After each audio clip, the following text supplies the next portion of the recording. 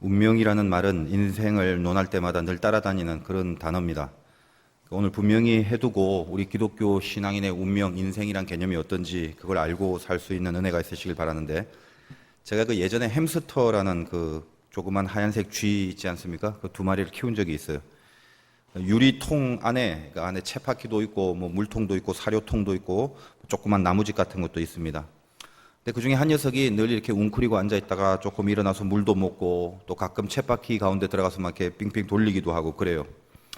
하나의 다 운명들이죠. 쳇바퀴 돌릴 운명, 그 물을 먹을 운명, 그 나무 밑에서 웅크리고 앉아 있을 운명들.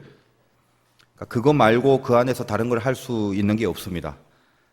그런 걸 운명이라고 해요. 그 안에서 해야 되는 것들. 근데 이거보다 더 강력한 게 있어요. 그 유리통이라는 틀이에요.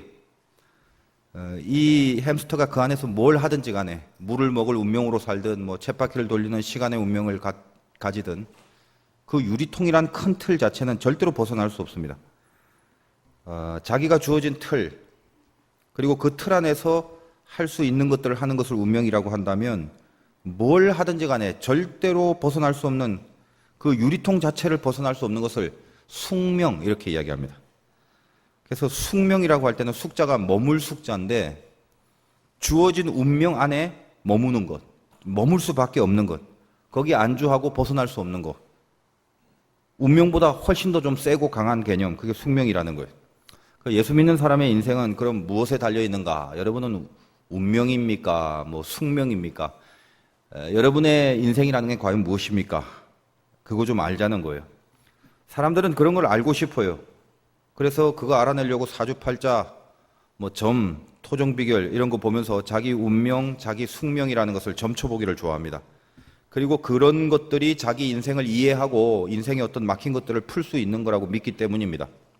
근데 교회 다니는 신자들 중에도 놀랍게도 이 점을 치고 사주를 보고 뭐 결혼할 때 무슨 좋은 기일, 날짜를 잡고 뭐 풍수지리에 의거하여 조상의 묘자리를 알아보고 그러는 교회 다니는 신자들이 꽤 많다라는 거예요. 전에 어떤 신문에 보니까 강원도에 어떤 점집에 용한 점쟁이가 있는데 그 동네 목사님과 자주 대화를 나눈다는 거예요. 그래서 그 목사님이 말하기를 이 점쟁이가 만나서 이야기만 하면 자기 교회 사정을 손바닥 꿰뚫듯이 다 안다는 거예요. 너무 신기하더래요. 너무 용하니까. 그래서 어떻게 그걸 그렇게 용하게 점을 치냐 그랬더니 그 점쟁이가 이제 하는 말이 실은 자기한테 점을 보러 그 교회의 중진급 교인들, 권사, 집사들이 수시로 와서 점을 치는데 그러다 보니까 뭐 얘기하려니까 교회 정보를 다 준다라는 거예요. 우리 지금 교회에서 이거 하고 뭐 이런 행사고 우리 교회 목사님이 어떻고 장로님들이 어떻고 막 아무개 교인이 어떻고, 그러니까 자기는 가만히 앉아 있어도 그 교회 교인들이 와서 점을 치고 정보를 다 말하는 바람에 그냥 그 교회 내용을 훤히 다 목사님보다 더 밝게 알고 있다라고 그렇게 이야기를 했다는 것입니다. 참 웃지 못할 모습이죠. 근데 거의 대부분 어떻습니까? 자기 운명을 점치려는 사람들의 심리가 뭐예요? 마음에 안 든다 이거죠. 불안하다 이겁니다. 돌아가는 폼을 보니까 왠지 평생 쳇바퀴 돌리는 거 이게 다가 아닌가 싶은 그런 마음 때문에 뭔가 이 굴레를 벗어나서 더 나아가고 싶은 마음, 더 뭔가 좋아지고 싶은 마음, 그런 것들이 있더라는 것입니다. 뭐 이 중에는 뭐 다 예수 믿는 분이니까 점 치신 적 없죠. 때만 되면 이렇게 점집에 가시고 혹시 그러신 분 있으면 곤란합니다. 우리는 그렇게 살기로 되어 있지 않아요. 만약에 인생이 만족하고 행복하다면 굳이 뭐 운명을 바꿀 필요가 없죠. 운명을 바꾸려고 하지도 않고. 그런데 이 기독교의 진리가 뭐냐? 기독교는 운명이라는 걸 어떻게 보느냐 그겁니다. 이 땅에 던져진 모든 인간의 운명, 그리고 그 운명 속에서 벗어날 수 없이 살아가야 될 숙명이라는 거, 그거 자체를 기독교는 선이 아니라 악한 걸로 보는 거예요. 그러니까 우리는 운명 자체가 좋은 운명이 없어요. 그냥 악한 운명 자체의 성격이 악이에요, 악. 자, 이걸 이제 우리가 알고 가야 됩니다. 이 죄라는 개념이 기독교 인생을 제일 처음 이해하고 기독교의 삶이 뭔가를 풀 수 있는 키인데, 죄 없이는 기독교의 인생 법을 터득할 수가 없습니다. 죄 때문에 이 세상에 던져진 운명은 무조건 악이 되어버렸습니다.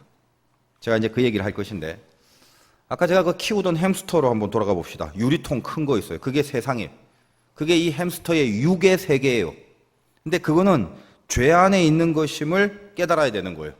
왜요? 일단 따지기 전에 그 자체가 죄라는 거, 그걸 인식하고 거기 동의할 때부터 내가 기독교의 방법으로 인생을 살아가는 삶을 드디어 이제 붙들게 됩니다. 여러분, 세상에는요, 참 좋은 연설, 강연, 이런 그런 프로그램들이 많아요. 인생을 어떻게 사느냐, 운명을 극복하는 법, 운명을 벗어나는 법, 이러면서 수많은 종류의 운명 해법들이 많습니다.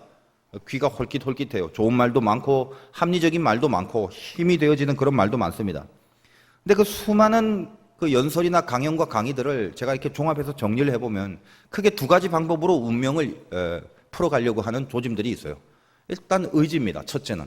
그러니까 내가 지금 마음에 안 드는 운명에 처해 있냐? 그러면 너희들의 의지를 극대화시켜서 어떻게든지 이 운명의 굴레를 벗어나려고 최고로 노력하고 분발하면 운명도 뛰쳐나갈 수 있단다. 그래서 의지에 힘을 주는 이런 쪽의 그 주제들, 그런 것이 있고, 또 하나는 니네가 지금 마음에 들어 하지 않냐? 그러면 너무 애쓰지 마. 마음에 들어 하지 않는 것 자체가 욕심이니까 욕심을 비우면 마음에 들지 않는 게 없어질 거야. 욕망을 없애. 그러니까 내가 뭘 잘하고 이것을 극복하려는 의지조차도 아예 이렇게 접고 버려. 그러면 더 이상 운명이 어렵게 생각되어지지 않는 거야. 라는 식의 방법은 동양식이고 불교식이에요. 그래서 크게 두 가지의 흐름이 우리에게 주어진 운명을 이기거나 극복하는 방법으로 제시되고 있다는 것입니다. 그러므로 사람이 자기 운명을 해결하려는 숱한 몸부림들이 여전히 있어 왔고 지금도 있고 앞으로도 있을 거예요. 종교의 방법, 철학의 방법, 무슨 윤리의 방법, 그런 것들을 다 동원해서 우리 근처에 자기 인생을 풀어가려는 것에 대한 관심과 거기에 대한 목표들이 얼마나 많은지 몰라요. 또 혹자들 중에는 이런 사람도 있겠죠. 난 별 그런 거 관심 없다. 나는 내 인생에 만족하고 내 운명에 마음에 드니까 바꾸고 싶지도 않다. 그리고 그걸 풀어갈 해법이니 이런 거 찾기도 싫다. 그렇게 이제 자신 있게 자기 인생을 바라보는 사람도 많지는 않아요. 많지는 않지만 분명히 그런 사람도 있을 것입니다. 근데 오늘 저와 여러분이 기독교인으로 살아갑니다. 그리고 하나님의 자녀로 부름을 받았어요. 그래서 지금 이 자리에 있습니다. 믿음의 정도 차이는 있다 할지라도. 그렇다면 분명히 알고 있어야 될 내용이 있다는 거예요. 교회에서 이런 교육과 이런 개념을 잡고 우리 인생을 좀 살아야 되는데, 분명히 아십시오. 운명이라는 거 좋다 나쁘다, 이 운명이 좋은 운명이다, 이 운명이 무슨 나쁜 운명이다, 만족할 운명이다, 불만족한 운명이다, 이런 평가들은 내가 이 세상에 살아가면서 어떤 풍성함을 누리느냐, 아니면 건강하냐, 권세가 있냐, 지위가 있냐, 자녀들이 잘 되냐, 잘 풀리냐, 이런 게 있냐 없냐로 판단하는 것이 아니란 말이에요. 기독교인의 운명이 좋다 나쁘다라는 개념 자체가 이 세상과는 다른 개념을 우리는 갖고 있어요. 자, 유리통으로 돌아갑시다. 이 유리통 안에 물이 많을 수도 있죠. 좋은 물을 많이 줄 수도 있고 사료를 많이 줄 수도 있고, 이 쳇바퀴가 성능이 좋아갖고 말입니다, 잘 돌아갈 수도 있고. 근데 그 안에 그 햄스터가 많은 물을 먹을 수 있고 좋은 사료를 먹었다 한들 그것이 그 운명을 평가하는 기준이 아닌 거예요. 너는 좋은 물을 먹는 유리통 안에 있으니까 너는 좋은 운명의 햄스터구나, 네 운명은 나쁜 운명이 아니구나, 이런 식으로 평가하는 게 아니더라는 것입니다. 아까 우리가 깨달아야 될 게 뭐라고요? 세상은 죄입니다. 이미 세상은 죄로 인하여 악한 운명이고, 우리는 굳이 말하자면 죽을 수밖에 없는 숙명, 그걸 제일 먼저 알고 시작해야 된다는 거예요. 이게 기독교의 시작이에요. 이 중엔 또 믿음 없으신 분이나 초신자들이나 이런 분들은 이거 좋은 얘기 들으러 왔는데 그렇게 세계관을, 그렇게 부정적인 세계관을 가집니까? 기독교가 좋게 보고 좀 밝게 보고 좋은 게 좋은 거고 좀 그러면 안 됩니까? 그러고 싶어요. 근데 진리는 그렇지가 않습니다. 유리통 안이 어때서요? 여기 물도 있고 음식도 있고 사료도 많은데 그거 갖고 좋냐 나쁘냐, 괜찮냐, 됐다 안 됐다, 이게 따지지 말라는 거죠. 우리는 민수기를 지금 하고 있습니다만 이스라엘이 애굽이라는 곳에 살았습니다. 그 애굽을 유리통이라고 한번 보세요. 유리통 안에서 그들의 운명이라는 건 바로의 말을 듣고 노예로 일하는 운명이었죠. 절대로 그 애굽을 벗어날 수 없는 숙명이었어요. 400년의 기간 동안. 근데 그들이 애굽을 벗어나야 하는 게 뭐예요? 이 애굽에 먹을 게 없거나 물이 없어서가 아니지 않습니까? 훨씬 더 풍성했어요. 이 나일강의 문명 속에 훨씬 비옥한 게 많았단 말이에요. 근데 왜 굳이 그들이 애굽이라는 운명을 벗어던지고 거기서부터 탈출을 해야 됐나? 이유는 하나밖에 없어요. 애굽은 죄예요, 죄. 거기서 그들을 통치하는 힘, 그들에게 지시하는 힘이 하나님이 아니라 바로입니다. 그래서 그들이 애굽을 벗어나야 하는 이유는 구원을 얻기 위함인데, 더 배부르고 더 풍요로운 삶을 살기 위하여 벗어나는 게 아니라 구원이에요. 그 이스라엘 백성들이 출애굽하면서 그 중에는 마치 유리통 안에서 쳇바퀴를 돌리면서 만족하게 살아가는 사람처럼, 그 사람들과 같은 그런 인생이 왜 없었겠습니까? 야, 뭐 저기 뭐 이렇게 애굽을 뭐 그렇게 벗어날 필요가 있냐? 근데 어떻게 끌려 나와서 운명이 딱 바뀌어지는 순간 그거에 대한 감사와 전진이 있는 게 아니라, 우리 민수기에서 늘 다뤄왔다시피 이 동네가 아니라 운명을 벗어나서 이쪽으로 왔는데, 그런데도 애굽을 그리워하고 풍성함을 그리워하고 하나님을 원망하고 그렇게 사는 사람들이 꽤 많더라는 거예요. 출애굽이 뭐예요? 우리 다 출애굽했잖아요. 영적 출애굽. 그거 왜 해요 도대체? 그 개념이 도대체 뭐예요? 그 땅에 던져진, 이 세상에 던져진 운명을 끊어버리고 그 죽을 수밖에 없는 숙명 속에 사는 그 모든 숙명을 벗어 던져 나오는 거예요. 더 이상 인생이라는 게 바로의 말을 듣고 바로의 노예로만 살아가는 그 운명을 내가 절대로 이젠 따르지 않겠다라고 한 그 역사가 출애굽이에요. 여러분이, 그리고 제가 하나님의 자녀로 살고 구원을 받은 백성으로 산다는 것은 결국 어떤 거와 연결되냐? 내가 던져진 이 세상의 운명에 이끌려지는 인생으로 살지 않겠다라는 선포입니다. 그것과 연결이 돼야 된다는 거예요. 우리가 처해진 우리 운명의 유리통과 같은 운명, 이 숙명의 굴레가 왜 바뀌어야 되고 왜 이곳으로 우리는 탈출해야만 되는가? 이 의식을 가져야 되는 게 기독교인데 왜 그래야만 되는가? 그걸 알라는 말이에요. 여러분의 인생이 운명이 통치하게끔 내버려두면 안 돼요. 그냥 나 괜찮아 그래도 그게 아니란 말이에요. 나 지금 불만족이 없어요. 아니에요. 그 인생과 운명을 그대로 내버려두면 안 돼. 세상 인생, 세상 운명, 세상 숙명 반드시 그 탈출해야 됩니다. 왜요? 죄된 세상이기 때문에. 아니 죄인지 아닌지 어떻게 알아요? 보면 알아요. 로마서에서 말하는, 성경이 말하는 죄의 종류들이 이 세상에 내가 지금 존재하고 있는 내 이 삶 속에 이런 것들이 드러나나 안 드러나나 한번 보라는 말이죠. 성경이 뭐라고 이야기합니까? 불의, 추악, 탐욕, 악의, 시기, 살인, 분쟁, 음란, 비방, 미워함, 능욕, 교만, 수없이 많은 이 죄 덩어리들이, 죄의 종류들이 오늘날 세상뿐만 아니라 교인들 사이에서도, 교회 안에서도, 이 유리통 안에서 얼마든지 하루에도 수없이 볼 수 있는 죄의 열매들이고 증상들인데, 그러면서도 여기가 죄악이 아니라고요? 세상이 오죽하겠습니까? 유리통 안에서 이미 나의 죄 때문에 하나님과 멀어져 던져져 버린 곳이 에덴의 동편입니다. 거기에 가인의 문명이 죄를 이루고 살아갑니다. 그게 가인의 운명이에요. 우리도 그 죄 때문에 하나님과 멀어져 튕겨져 나와 이 세상에 던져지면서 일단은 하나님의 형상대로 창조함을 받았지만, 우리 인생을 이 땅에서 풀어가는 한 이 땅의 베이스의 운명은 뭐냐면 죄의 운명이고 숙명이고 죽을 수밖에 없는 그런 정해진 죄된 세상에 갇힌 운명이라는 것입니다. 그래서 벗어나야 돼요. 나는 내 운명이 마음에 드는데 혹은 마음에 안 드는데, 선택의 문제가 아니에요. 기독교 신앙을 갖고 살아간다는 것은 더 이상 세상의 운명으로 살아가면 안 되는 인생이 돼야 합니다. 운명의 지배를 받으면 안 돼요. 숙명의 지배를 받으면 안 돼요. 나를 움직이는 이 세상 안에서의 어떤 힘의 지배를 받지 않습니다, 우리는. 그 유리통 자체를 벗어나야 되는 거예요. 어떻게 그럼 벗어나나? 제가 이 햄스터 두 마리 중에 이 두 마리가 다 특징이 굉장히 달랐어요. 한 마리는 맨날 웅크리고 있고 뭐 다람쥐 이제 쳇바퀴 돌리지 그거나 좀 돌리고 맨날 뭐 물이나 맞고 거기서 막 앉아 있고 막 주저하고, 그런데 한 마리는 굉장히 이상했어요. 걔는 늘 유리통 뚜껑 위를 점프를 해서 어떻게든 기어 올라가요.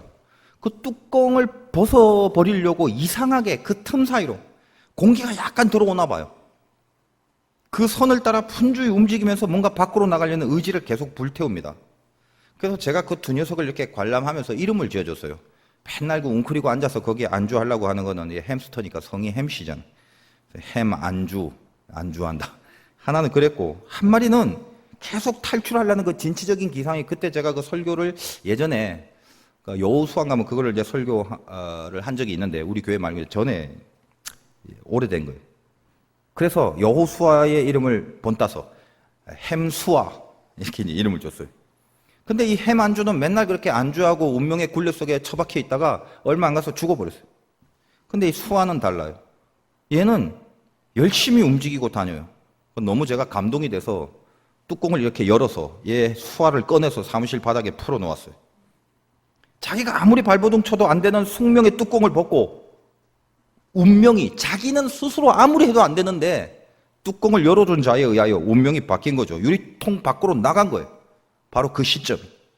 더 이상 그 통 안의 운명, 그 통 안의 숙명도 적용할 수 없는 이 주인의 손에 이끌려 숙명의 밖으로 나와서 살게 된 그 힘, 하나님의 손이 끌고 가는 힘으로 살게 되는 그 인생, 그걸 뭐라고 하냐? 섭리라고 한다는 거예요. 따라서 우리 신자들은 운명이나 숙명은 없어요. 오직 섭리만이 있어요. 하나님의 손, 하나님의 힘, 그것이 우리의 삶을 이끌어가는 절대적이고 유일한 힘입니다.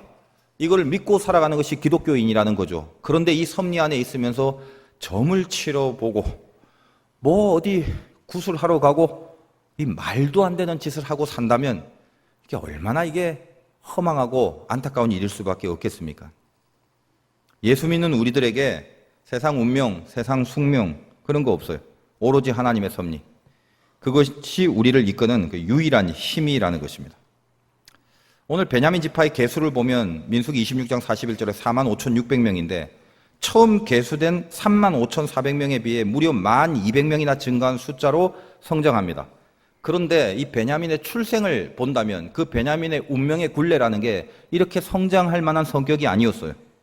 그의 운명이 어떻게 바뀌는가에 대하여 중요한 메시지가 성경 곳곳에 나와 있는데, 먼저 이 베냐민이 탄생할 무렵에 창세기 35장 16절에 이런 사건이 있습니다. 이 베냐민은 라헬이 마지막으로 낳은 아들인데 요셉 다음으로 이 베냐민을 낳고 라헬이 죽고 맙니다. 그때 그 장면이에요. 그들이 베델에 길을 떠나 에브랏 이르기까지 얼마간 거리를 둔 곳에서 라헬이 해산하게 되어 심히 고생합니다. 그가 난산할 즈음에 산파가 그에게 이르되 두려워하지 말라. 지금 네가 또 등남하느니라 하매 요셉을 낳고 이름이 요셉의 뜻이 one more이랬죠. 하나 더. 빨리 그냥 감사하기도 전에 하나 더 낳게 해달라고 그 욕심이 이 라헬에게 있지 않습니까? 그러다 보니까 뭔지는 모르겠지만 무리가 돼서 그 다음에 낳은 베냐민의 난산이 돼버린 것입니다. 근데 그가 죽게 되어 그의 혼이 떠나려 할 때에 그 베냐민을 낳자마자 엄마 라헬이 죽게 된 거예요. 너무 슬프잖아요. 아들을 낳고 그 아들을 보자마자 죽어야 되니까. 그래서 그 아들의 이름을 뭐라고 했냐면 그 아들의 이름을 18절에 베노니라 불렀으나 그의 아버지는 그를 베냐민이라 불렀더라. 그래서 원래 베냐민의 이름은 베노니였는데 그 베노니 3번 관주를 보니까 슬픔의 아들. 라헬이 아들을 낳고 그 아들의 이름을 내가 곧 죽으니까 슬픔의 아들이라 지었는데 아버지 야곱은 네가 왜 슬프냐? 너는 베노니라 하지 마. 너 베냐민이라고 해. 베냐민의 뜻은 오른손의 아들. 그러니까 어떤 거예요? 슬픔의 아들로 살아가야 될 운명이 오른손의 아들의 운명이 되는 변화가 일어난 거예요. 이게 베냐민의 영성이라는 것입니다. 친엄마를 잃은 슬픔 가운데 살지만 나중엔 굉장히 크게 쓰임받는 지파로 번성하게 됩니다. 창세기 49장 27절에는 야곱이 베냐민을 축복하면서 말한 장면이 있습니다. 이렇게 돼 있어요. 베냐민은 물어뜯는 일이라 아침에는 빼앗은 것을 먹고 저녁에는 움킨 것을 나누리로다. 일이래요, 일이. 근데 전반과 후반이 달라요. 처음에는 물어뜯는 일인데 나중에는 어떻게 변하냐? 자기가 이렇게 움켜진 걸 나누어 준대요. 이게 베냐민의 영성으로 축복받은 하나의 메시지입니다. 열악한 운명이었지 않습니까? 틀린 운명, 잘못된 인생, 그것서부터 시작하다가 결국 하나님 앞에 바뀌어져서 나눠주는 그런 복된 인생으로 살아가는 그것이 베냐민의 삶이었는데, 베냐민 한번 생각해 보세요. 자기 엄마가 누군지도 모르고 가장 어릴 때 받아야 될 가정의 어떤 보호와 책임, 혜택, 뭔가 이렇게 빌붙어야만 클 수 있는 게 인간이잖아요. 어릴 때. 근데 그런 백그라운드가 하나도 없는 거예요. 그렇게 자라납니다. 슬픈 운명이에요. 슬픔의 아들. 이 중에도 여러분 그 슬픔의 운명을 느끼는 사람들이 있지 않습니까? 굉장히 그 슬픔이 익숙해진 인생들, 자기를 한번 잘 보세요. 오늘 말씀의 제목이 슬픔의 인생, 슬픔의 운명. 우리에겐 그런 게 없다라는 게 메시지인데 자기 한번 느껴보란 말이에요. 굉장히 슬픔이 익숙해진 인생들이 있어요. 베노니의 운명으로 살아가야 될 환경과 상황들이 태생적으로 자기에게 주어져 있거나 아니면 살아가면서 어떤 사건과 사고를 통해서 이 슬픔에 찌들은 익숙해진 어떤 그 굴레 속에 갇혀있는 사람들이 있더라는 것입니다. 절대 바뀔 수 없는 그런 숙명같이 느껴지는 슬픔들, 그게 늘 깔려 있어요. 근데 슬픔이라는 것도 인간의 감정 아닙니까? 희노애락처럼.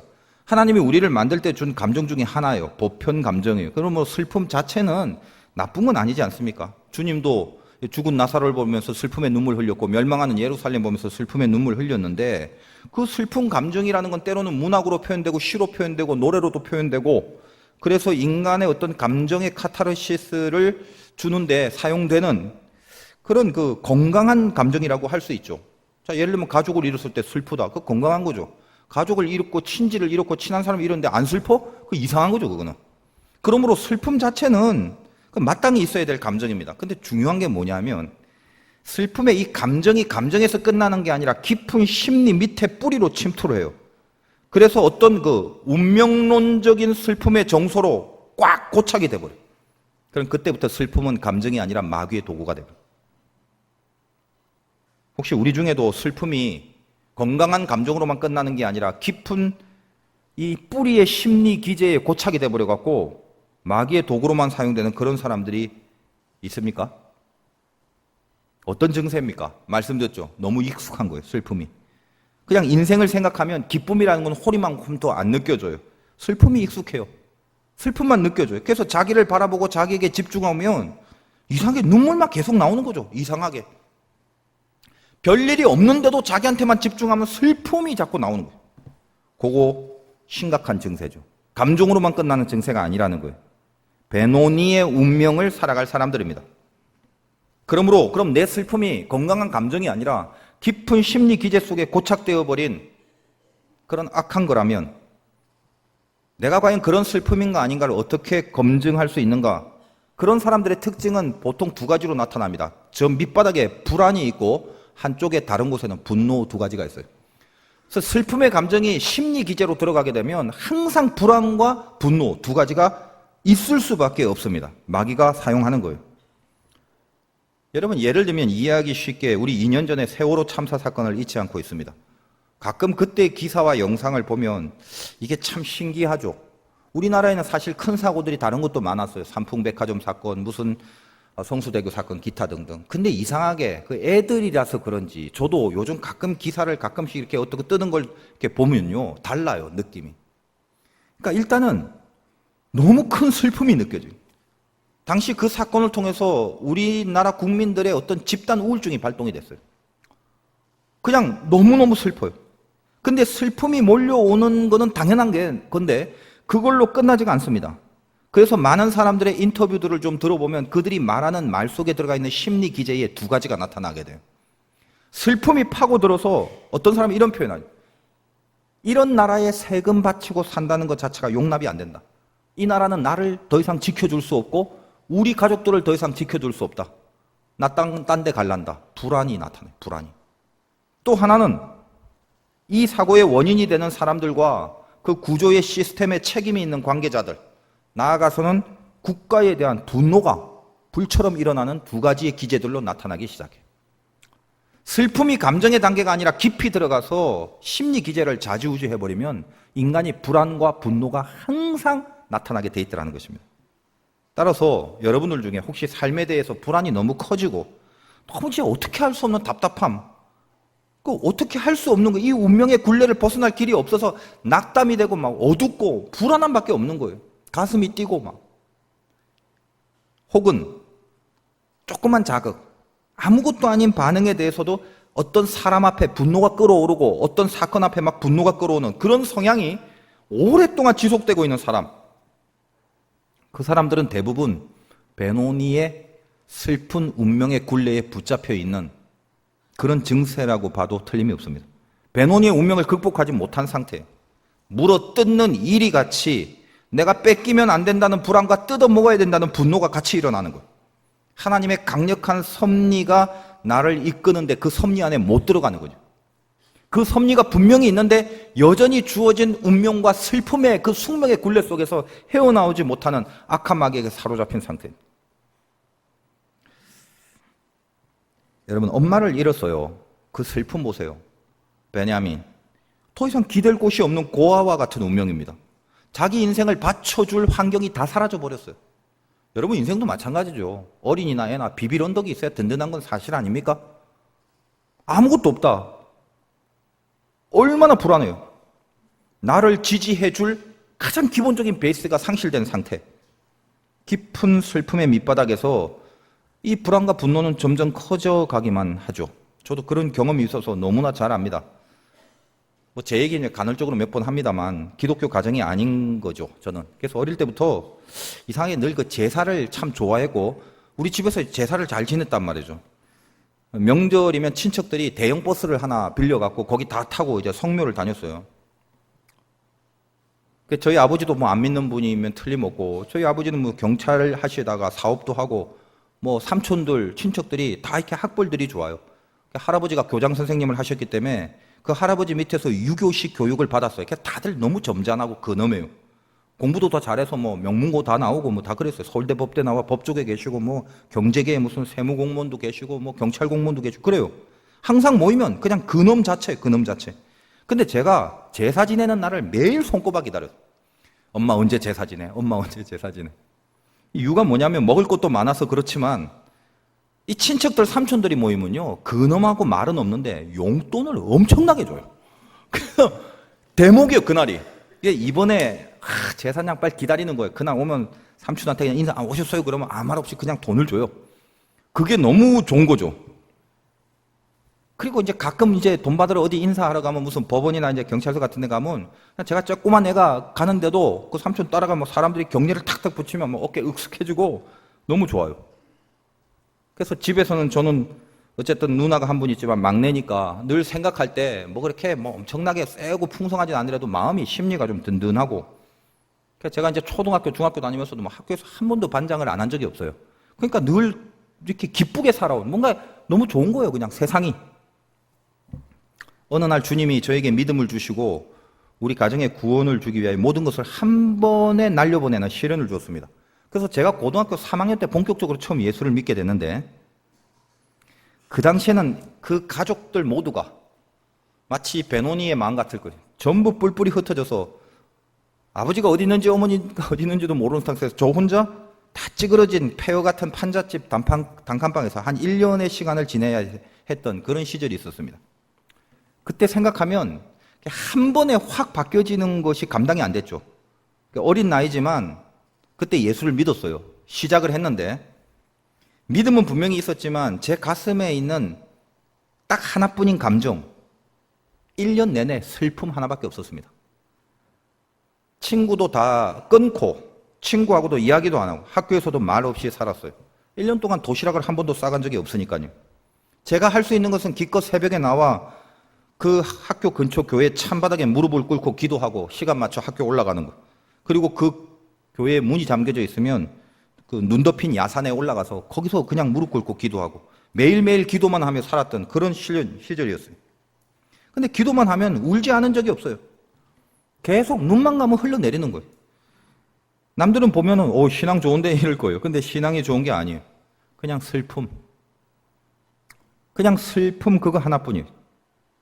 인생에 대해서 처음 느끼는 불안.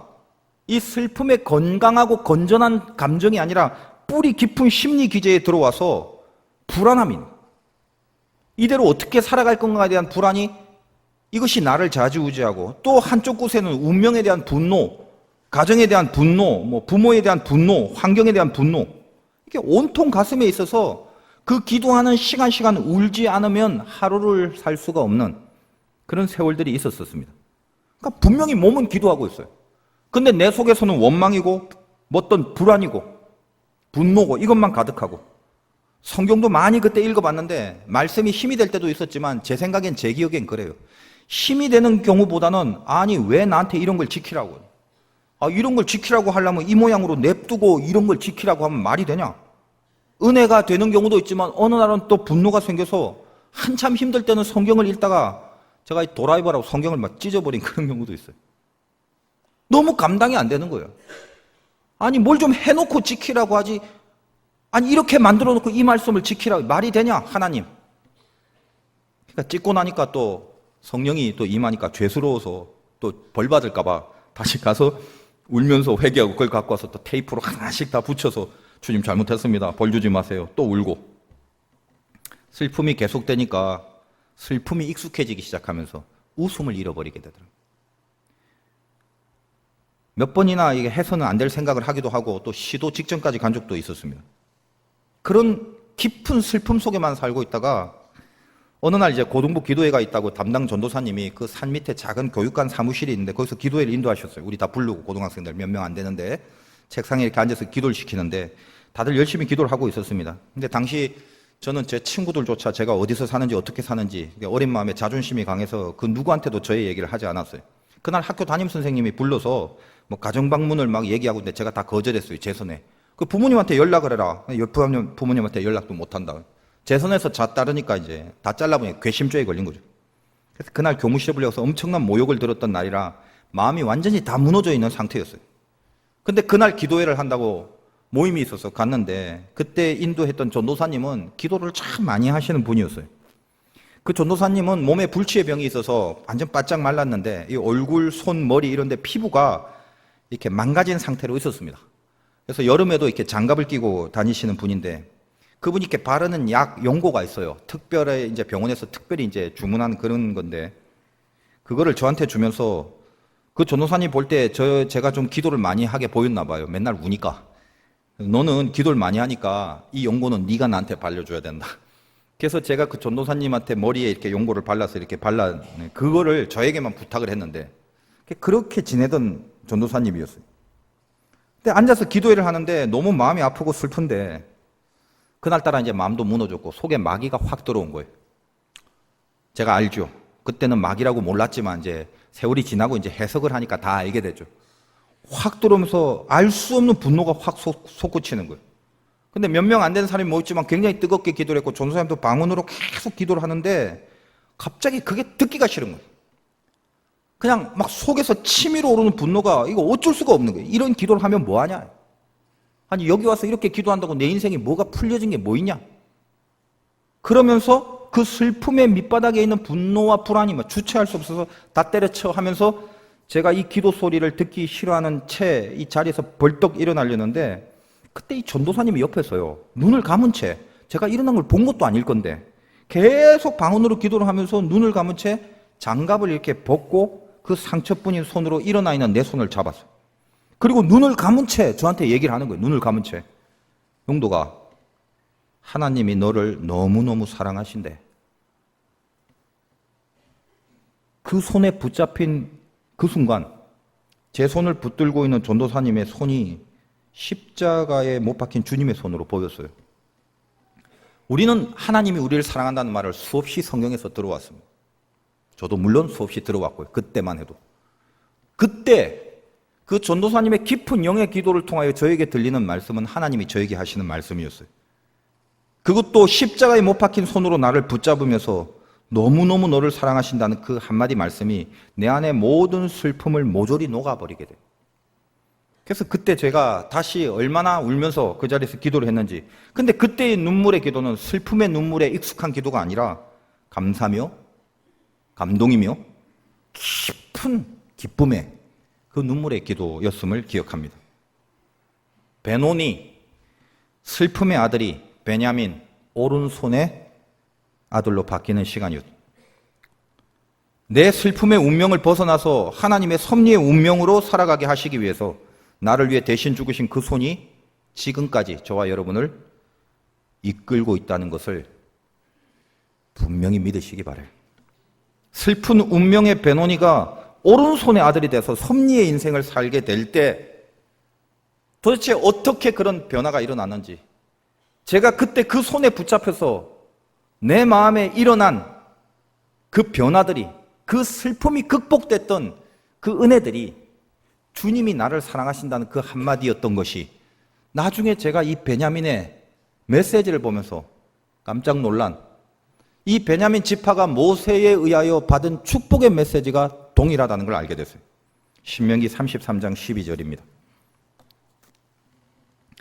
모세가 베냐민 지파를 놔두고 이렇게 이야기를 합니다. 베냐민에 대하여 일렀으되 여호와의 사랑을 입은 자는 그 곁에 안전히 살리로다. 여호와께서 그를 날이 마치도록 보호하시고 그를 자기 어깨 사이에 있게 하시리로다.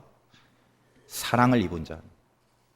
그게 슬픈 운명의 굴레 속에 살도록 던져졌을지라도 하나님의 사랑을 입기만 하면 그 사랑을 입은 자는 그 곁에 살며 그 날이 끝나도록 보호함을 받으며 자기의 어깨 사이에 있게 하신다. 이게 하나님의 약속이더라는 것입니다. 저는 그래요. 여러분이 믿음 생활하면서 믿음의 내용들이 많죠. 뭘 믿어야 되나, 하나님의 뭘 믿어야 되나, 기타 등등. 근데 우리가 인생을 살면서 어떤 운명의 사건이 있고 어떤 상황을 만나더라도 반드시 이것만은 끝까지 믿어야 될 믿음이 있다면 이거 하나죠. 여러분은 하나님의 사랑을 입은 자라는 거예요. 내가 누구냐고요? 하나님의 사랑을 입은 자예요. 비록 지금 눈물 흘릴 일이 있고 지금 비록 일어날 수 없을 정도로 바닥을 치는 그런 깊은 아픔 속에 있을지도 몰라요. 더 이상 이 통을 벗어날 수 없는 그 찌들은 숙명과 슬픔의 굴레 속에 마음이 괴로울지도 몰라요. 그러나 오늘 하나님이 말씀하십니다.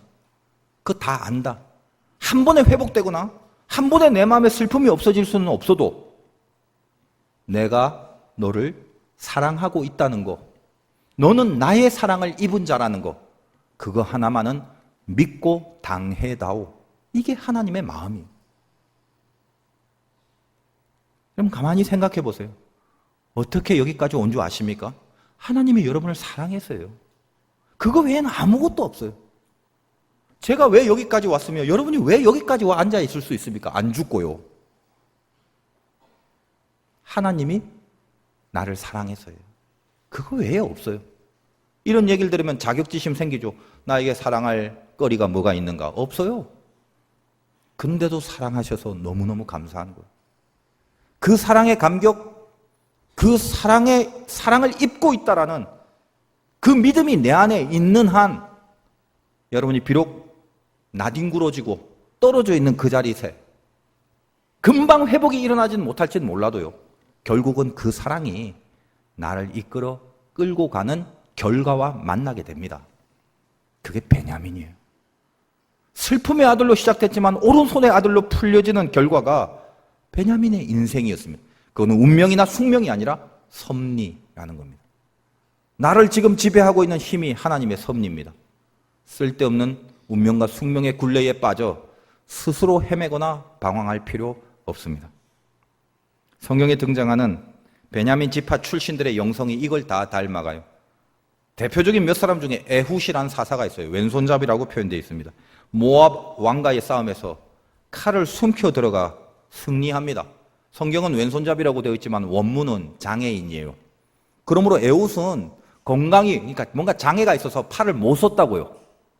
그 못 쓰는 바람에 많은 사람들이 그를 철저하게 감시하지도 않았어요. 모압 왕 앞자리까지 가서 모압 왕을 죽이는데 성공합니다. 가장 큰 이 장애의 숙명의 굴레를 벗어서 가장 영광스러운 승리를 이루는 운명으로 바뀌는 거예요. 여러분 잘 알고 있는 모르드게는 에스더의 양부 아니겠습니까?